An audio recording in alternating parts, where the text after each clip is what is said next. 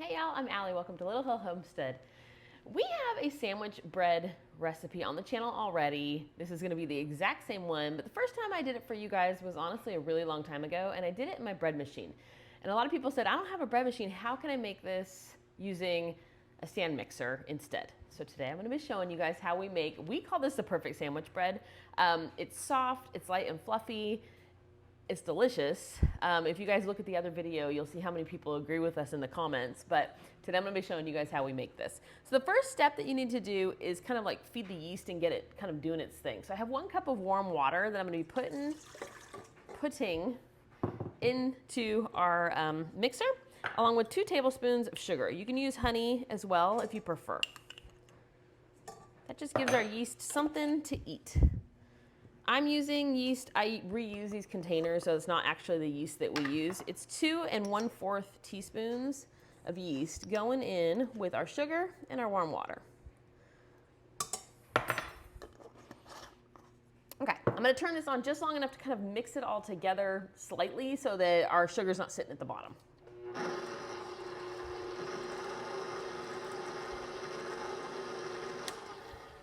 Okay, that is it. I'm gonna set a timer for 5 minutes.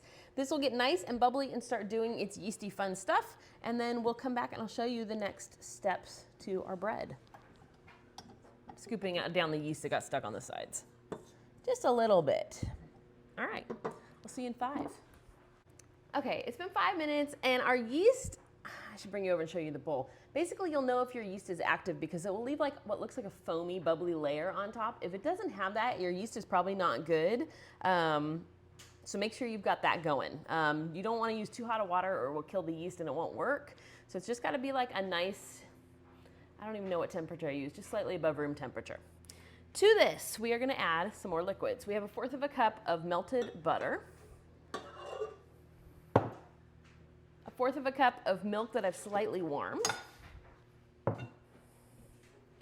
1½ teaspoons of salt. I'm gonna get my mixer going because I don't want the salt, I'm gonna wait. Usually I add the salt in kind of separate from my flour. So I'm gonna get my flour going. One of y'all sent me this and this is my first time using it. So fingers crossed that it saves me from some of the horrors that we've gone through. Yeah, let me get that mixing. We're gonna add 3 1/3 cups of bread flour. I use the King Arthur's unbleached organic flour. There's 1. I am not like a grams, measure it out, use a knife. I just guesstimate and it's close enough, it's fine. And 1/3. All right. That worked great. Now I'm gonna add 1½ teaspoons of salt before it gets too incorporated in there. That's all of our ingredients. It's a pretty simple bread. Okay, now I'm gonna take my little shield off. Let me set it to the side. And I'm going to lower this. This is kind of what it looks like right now. It's just a sticky mess. I'm gonna take this paddle off. I like to use the paddle for the first part and then switch it to a dough hook to knead for the second part. You do however you normally would do any kind of breads, it's gonna be kind of the same way. But this is just what I like to do. I feel like it mixes everything a little bit better. So I'm gonna set this on mix and let me scoop some of this down. It's got a little bread stuck to the side. It's mostly already mixed together. It looks great, but just pull it down from the sides. I'm gonna turn this on, and once it forms like a solid dough ball and is kneading, I let it knead for about 5 to 7 minutes, just to make sure that it's all incorporated and doing its thing. So that's what we're gonna do next.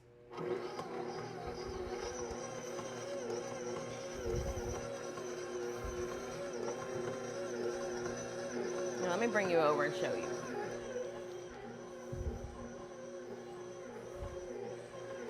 As soon as it starts to do that, where it's one ball, that's when I'm gonna set my timer. So,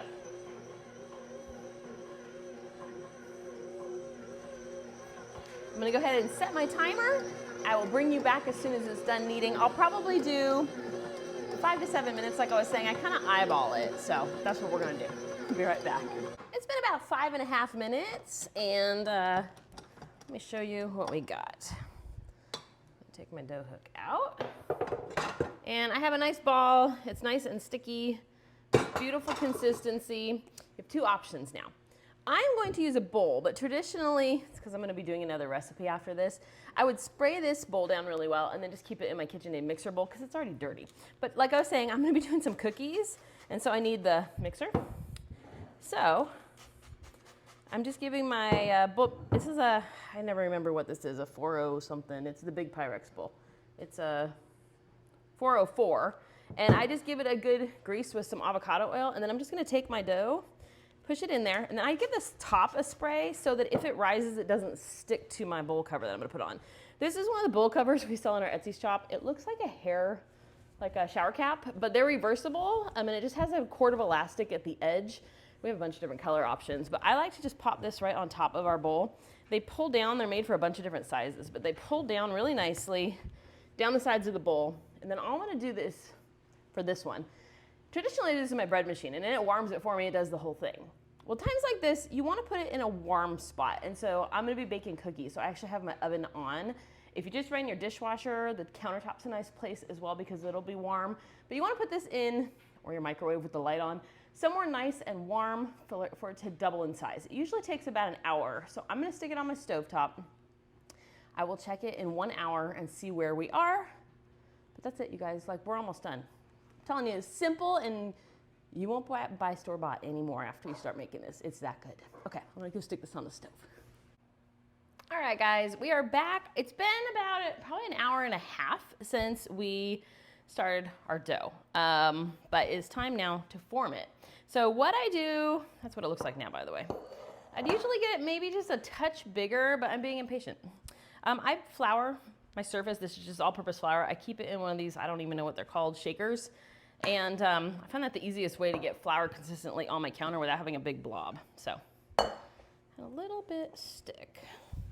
So for my bread, I like to get it into kind of a rectangle shape and give it a roll. I find that to be the easiest way for us to make our bread. So you kind of want to stretch it out into a rectangle. I like to pull the corners and shake it, and it kind of naturally stretches it to a nice shape. So this dough can be used to make 2 standard size loaf pans. We use this one, I'll link it below. It's a 13 by 5 inch pan, so it's bigger.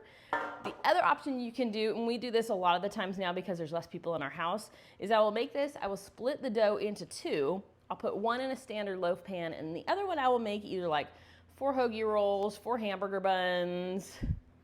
What else do we make with this? Hoagies and hamburger buns, that's basically it.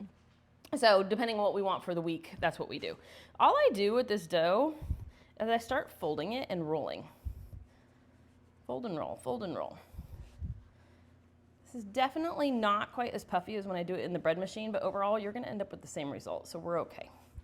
So for my pan, I do like to put a little avocado oil in it. I have these little sprayers. I have them linked in our storefront, but I'll put it in the link below too. They're from Amazon. They're like $8.99, and you could spray it like you would like Pam cooking spray, but with whatever oil you want, or you could open the top, has a little hinge piece, and you can pour it. We've got 2 of these, one for our olive and one for our avocado, and I'm pretty sure I need one more for, we do use vegetable oil from time to time still, I know, you do you.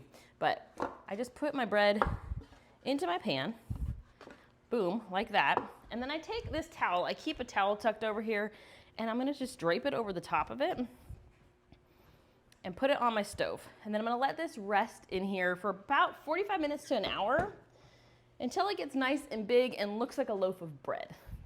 Then we're gonna bake it. So we'll be back at that point to show you what it looks like before we bake it, but there you guys go. All right, it's been a couple hours. Let's check her out. Actually, it's been like an hour and a half. There she is. All right, I'm gonna pop her in a 350-degree oven. I cook these for 30 minutes, just as is. In she goes. Let's do a quick check-in, y'all. All right, there's our loaf right there. She's looking great. It's been a whole 10 minutes, so she's not done. But we're gonna check in at 15 minutes. We'll turn it around backwards and make sure that both sides get brown, just because, as you guys know, Pearl the oven likes to burn everything, and so we turn things as we cook. All right, we're gonna eat dinner, and then I'll show you what's in it. Our bread came out of the oven. It's beautiful. Boom. It looks like a loaf of bread, which is what we were aiming for, so that's promising. Usually I let it cool in the pan completely, but today I'm not because, you know, I gotta show you guys, right? So there's our beautiful loaf of bread. The other thing that I always say is you need to let it cool completely to room temperature before you cut it, because if you cut it now, it's gonna release some of that like steam that's keeping it like fluffy and beautiful. But guess what? We're gonna cut it anyways. A lot of you guys asked me about these knives. I still haven't linked it. Shawn got this, one of my kids and Shawn got this for me for Christmas a couple years ago. This is just a bread knife we have. It's by the company Abioto, A-B-I-O-T-O. It's from Amazon. It's awesome. I like we have a bow knife too, and I do like that one for like slices, but if I'm going in the middle, you can't use a bow knife. So I'm gonna go right down the middle just to show you guys. All right, you guys, there is our beautiful, squishy, oh, it's steaming for you guys. It's showing off. I see what's up. This is just a white bread. Sometimes I do add some fresh milled wheat into this. I'm messing with that recipe a little bit more. But for this recipe, you guys, we just used beautiful, what did we use? Organic, unbleached flour. So, boom. If you're looking for something that's gonna make your kids love you. Can I get a PB&J? Yeah, make a PB&J out of it. Yeah, we're gonna make, I think we're gonna have tuna with it tomorrow. Okay. I'm not sure. But we're gonna have toast in the morning with it too. We have our Azure pickup in the morning. We're trying to get some carbs and protein before we have to go unload a truck. So there you guys go. But there's our beautiful loaf of bread. Boom. Oh, and you guys, I meant to tell you, a lot of you guys asked me how we store our bread. I will say, we have tried everything. I've done the linen bags. I have done the beeswax wraps. I have, you name it, I have tried it. I've tried, a lot of people say like the grocery bags, the plastic grocery bags in the vegetable section. You can use it. Y'all, you don't need any of that fancy crap. I use 2 1-gallon Ziploc bags because my loaf is a big one. I take one, and normally I wouldn't have cut this, so just go along with it. I put one on this end when it's cool, by the way. You want it to be room temperature when you do this. I put one on this end like that, so this end is not covered, right? So then I take my second Ziploc and I slide it over the other butt. Is it a butt? It's not, it's a heel, I know. But that sounds better. There you guys go. I do not seal them. It lets just enough air in to keep it from getting like funky or moldy or anything like that, but it keeps it nice and squishy. So that's how I store my bread. But for now, I'm gonna let it completely cool before I put it into the bags. So there's our bread, you guys.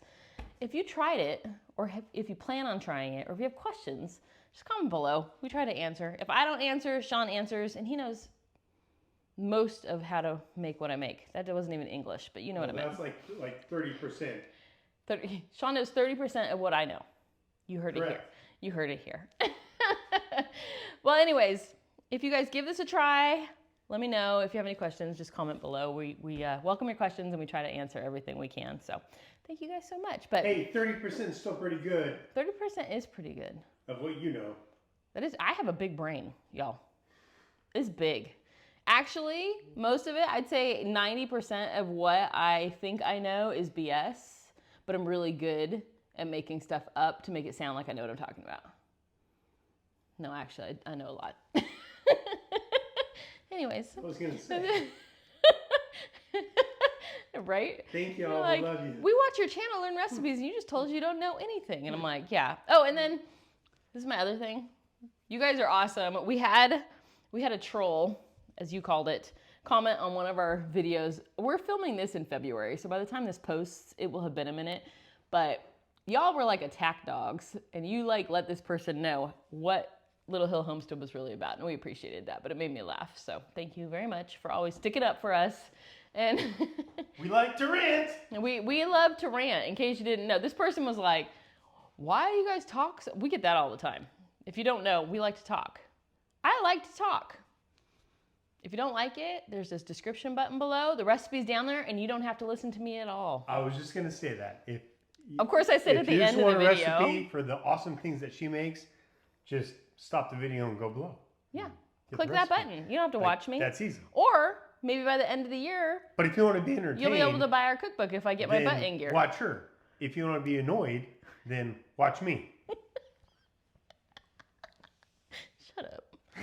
He always says like, but I lost you subscribers. And I'm like, I mean, I care, but I don't really care because I lose those subscribers all the time by saying like, you know, yellow's not yellow. I mean, you could say something matter of fact and people get hurt. So anyways, we love you guys. Thanks for watching. Rant over.